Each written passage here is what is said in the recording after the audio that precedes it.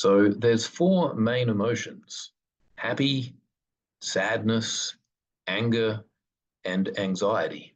They're all good emotions to have, but if you have too much of any single one, it can cause various sort of problems. This is just a real quick video on opposite action or emotional regulation.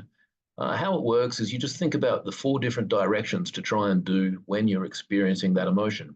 If you're having too much happiness, too much excitement, and maybe you're going to go crazy and injure yourself or annoy everybody, you want to try and get yourself to go in a downwards direction.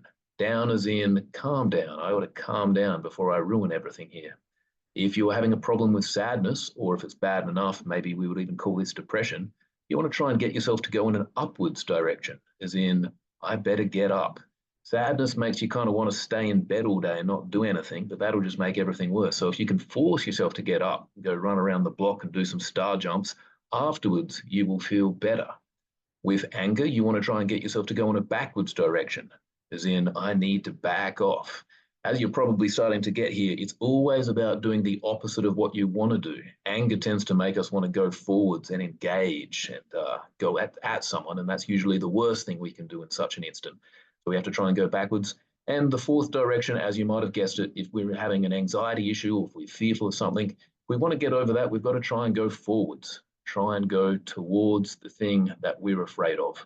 So that's opposite action. The details and specifics for every actual incident are going to vary, but I find those four directions a nice, helpful heuristic for just thinking about emotional regulation.